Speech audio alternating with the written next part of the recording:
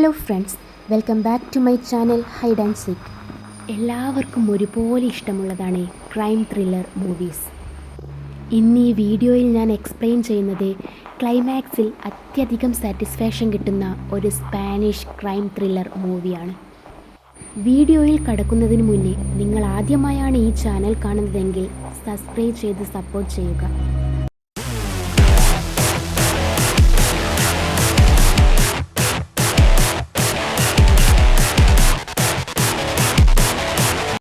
മൂവിയുടെ ആരംഭത്തിൽ തന്നെ വളരെ മനോഹരമായ രണ്ട് കണ്ണുകളാണ് കാണിക്കുന്നത്. ആരെയോ യാത്രയാക്കാൻ വേണ്ടി റെയിൽവേ സ്റ്റേഷനിൽ വന്നതാണവൾ. അയാളിപ്പോൾ അവളോട് യാത്രയും പറഞ്ഞ് ട്രെയിനിൽ കയറുകയാണ്. അവളോട് അവസാന യാത്ര പറഞ്ഞ് അയാളും ആ ട്രെയിനും അവളിൽ നിന്ന് ദൂരേക്ക് അകന്നുപോയിക്കൊണ്ടിരുന്നു. ആ രണ്ട് പ്രണയിതാക്കൾ അവിടെ നിന്ന് പിരിയുകയാണ്. അവിടെ നിന്നാണ് ഇത്രയും ഭാഗങ്ങൾ ബെഞ്ചമിൻ എന്ന എഴുത്തുകാരൻ അയാളുടെ പുതിയ നോവലിലേക്ക് ഉണ്ടാക്കിയ രംഗങ്ങളാണ്. പക്ഷേ തുടക്കത്തിൽ തന്നെ ക്ലൈമാക്സ് എഴുതുന്നത് ശരിയല്ലല്ലോ എന്ന് പിന്നീട് അയാൾ ചിന്തിക്കുന്നു. അതിനാൽ തന്നെ അയാൾ നോവലിൻ്റെ തുടക്കഭാഗം മാറ്റിയെഴുതാൻ തീരുമാനിച്ചു. സോ അടുത്ത ഭാഗം അയാൾ ഇങ്ങനെ എഴുതി തുടങ്ങി. ഒരു യുവാവ്, പേര് റിക്കാർഡ്. അവന് അതിസുന്ദരിയായ ഒരു ഭാര്യ ഉണ്ടായിരുന്നു. ബെഞ്ചമിൻ ആ സുന്ദരിയായ കഥാപാത്രത്തിന് ലിലിയാന എന്ന് പേര് നൽകി. റിക്കാർഡ് അവളെ ഒരുപാട് സ്നേഹിച്ചിരുന്നു. അവൻ്റെ ജീവനേക്കാൾ വിലപിടിപ്പുള്ളതായിരുന്നു അവൾ. രാവിലെ പതിവ് പോലെ അവർ ഒന്നിച്ച് ബ്രേക്ക്ഫാസ്റ്റ് കഴിച്ചുകൊണ്ടിരിക്കുകയായിരുന്നു. ബെഞ്ചമിൻ അവളുടെ സൗന്ദര്യത്തെ വീണ്ടും വർണ്ണിച്ചെഴുതിക്കൊണ്ടിരുന്നു. എന്നാൽ റിക്കാർഡിന് അറിയില്ലായിരുന്നു താൻ തൻ്റെ പ്രിയതമയോടൊപ്പം ചിലവഴിക്കുന്ന അവസാനത്തെ നിമിഷമാണിതെന്ന്. എഴുതി കഴിഞ്ഞതും ആ ഒരു തുടക്കവും ബെഞ്ചമിൻ കീറിക്കളയുകയാണ്. കാരണം താൻ ഉദ്ദേശിക്കുന്നത് ഒരു ഇൻവെസ്റ്റിഗേഷൻ സ്റ്റോറിയാണ്. ഒരു സസ്പെൻസ് നിലനിർത്താൻ ഈ തുടക്കത്തിന് സാധിച്ചേക്കില്ലെന്ന് അയാൾക്ക് തോന്നി. ശേഷം അയാൾ ആ നോവലിൻ്റെ തുടക്കം മറ്റൊരു രീതിയിൽ എഴുതുവാൻ തുടങ്ങി. ലിലിയാന അവളെ കാണാൻ ഒരുപാട് സുന്ദരിയായിരുന്നു. എന്നാൽ ഒരു ദിവസം അവളുടെ ജീവിതമാകെ മാറിമറിയുകയാണ് ഉണ്ടായത്. ഏതോ ഒരു കാമഭ്രാന്തൻ അവളെ ബ്രൂട്ടലായിട്ട് റേപ്പ് ചെയ്യുകയാണ്. മാത്രമല്ല അവൾ അതിനുശേഷം മരണപ്പെട്ടു പോകുന്നുമുണ്ട്. എന്നാൽ എഴുതി കഴിഞ്ഞപ്പോൾ ബെഞ്ചമിന് ഈ തുടക്കവും ഇഷ്ടപ്പെടുന്നില്ല. ഇത് തുടക്കത്തിൽ തന്നെ വായനക്കാരിൽ നെഗറ്റീവ് ഇമ്പാക്റ്റ് ഉണ്ടാക്കുമെന്ന് അയാൾക്ക് തോന്നി. അതിനാൽ അയാൾ ആ പേപ്പറും വലിച്ചു കീറിക്കളഞ്ഞു. എങ്ങനെ തുടങ്ങണമെന്നറിയാതെ ബെഞ്ചമിൻ ആകെ മൂഡ് ഓഫായി ഇരിക്കുകയാണ്. ബെഞ്ചമിൻ അപ്പോൾ തൻ്റെ കഴിഞ്ഞ കാലത്തെക്കുറിച്ച് ആലോചിക്കുകയാണ്.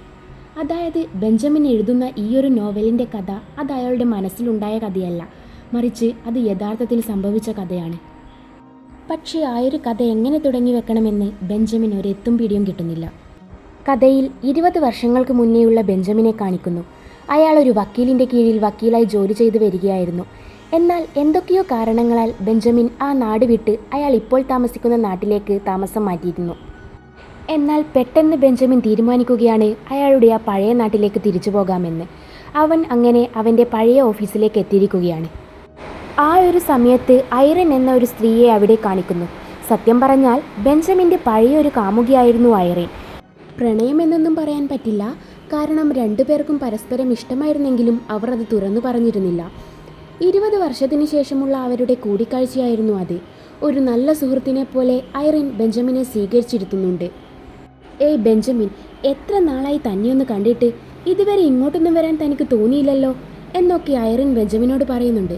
ബെഞ്ചമിനാകട്ടെ ഐറിനോട്, ഡി ഐറിനെ, പ്രായം കൂടുന്തോറും നിന്റെ ഭംഗി കൂടി വരികയാണല്ലോ എന്നൊക്കെ പറഞ്ഞ് അവളെ സോപ്പിടുന്നുമുണ്ട്. നീ എന്നെ അധികം സോപ്പിടുകയൊന്നും വേണ്ട, നീ വന്ന കാര്യം പറ, ഒരാവശ്യവുമില്ലാതെ നീ ഇങ്ങോട്ട് വരില്ലല്ലോ എന്ന് ഐറിനും പറയുന്നുണ്ട്. അപ്പോൾ ബെഞ്ചമിൻ 20 വർഷം മുന്നേ നടന്ന ആ കേസിനെ കുറിച്ച് ഐറിനോട് പറയുന്നു. ആദ്യമൊന്നും ഐറിന് ഏതെന്ന് മനസ്സിലായില്ലെങ്കിലും പിന്നീട് ബെഞ്ചമിൻ വിശദീകരിച്ചു കൊടുത്തപ്പോൾ അവൾക്ക് ഓർത്തെടുക്കാൻ സാധിച്ചു. ആ കേസ് എന്തിനാ നിനക്കിപ്പോൾ എന്ന് ഐറിൻ ചോദിച്ചപ്പോൾ, ആ കേസിനെ ആസ്പദമാക്കി ഞാനൊരു ഡിറ്റക്റ്റീവ് നോവൽ എഴുതാനുള്ള തയ്യാറെടുപ്പിലാണ്. പക്ഷേ എനിക്കത് എങ്ങനെ തുടങ്ങണമെന്ന് ഒരൈഡിയയുമില്ല. കുറേ കാര്യങ്ങൾ ഇപ്പോൾ എനിക്ക് ഓർമ്മയുമില്ല. ആ കേസ് കംപ്ലീറ്റ് ചെയ്യാൻ ഇതുവരെ കഴിഞ്ഞിട്ടുമില്ലല്ലോ എന്ന് ബെഞ്ചമിൻ ഐറിനോട് പറയുന്നുണ്ട്. എഴുത്തിൻ്റെ കാര്യം പറഞ്ഞപ്പോഴാണ് ഐറിന് താൻ 20 വർഷമായി സൂക്ഷിച്ചു വെച്ചിട്ടുള്ള ബെഞ്ചമിൻ്റെ ടൈപ്പ് റൈറ്ററിനെ കുറിച്ച് ഓർമ്മ വന്നത്. അവളതെടുത്ത് അവന് കൊടുക്കുന്നുണ്ട്. അത് കണ്ടപ്പോൾ ബെഞ്ചമിനാകെ അത്ഭുതമായി. നീ ഇത് ഇത്രയും കാലം സൂക്ഷിച്ചു വെച്ചിരുന്നല്ലേ? അപ്പോൾ നീ ഇതിലെ വർക്ക് ചെയ്യാത്ത എ എന്ന ലെറ്റർ നന്നാക്കി കാണുമല്ലോ എന്ന് ഐറിനോട് ബെഞ്ചമിൻ ചോദിക്കുന്നു. അതൊക്കെ ഞാൻ ശരിയാക്കിയിട്ടുണ്ട്, നീ ഇത് വെച്ച് എഴുതി തുടങ്ങ് എന്ന് ഐറിൻ ബെഞ്ചമിനോട് പറഞ്ഞു. തനിക്ക് എഴുത്തിലല്ല പ്രശ്നം, അന്നത്തെ ആ കേസിനെ കുറിച്ച് തനിക്ക് ചില കാര്യങ്ങൾ ഓർത്തെടുക്കാൻ കഴിയുന്നില്ല, അതാണ് പ്രശ്നമെന്ന് ബെഞ്ചമിൻ പറയുന്നു. എൻ്റെ മനസ്സിൽ ഇപ്പോൾ ആ കേസിൻ്റെ തുടക്കം മാത്രമേ ഓർമ്മയുള്ളൂ. ഇത് കേട്ട ഐറിൻ, നീ ആ തുടക്കം വെച്ച് തന്നെ എഴുതി തുടങ്ങ് എന്ന് ബെഞ്ചമിനോട് പറയുന്നു. അങ്ങനെ അവിടെ നിന്ന് ആ കഥ നമ്മളെ ഭൂതകാലത്തേക്ക് കൊണ്ടുപോകുന്നു.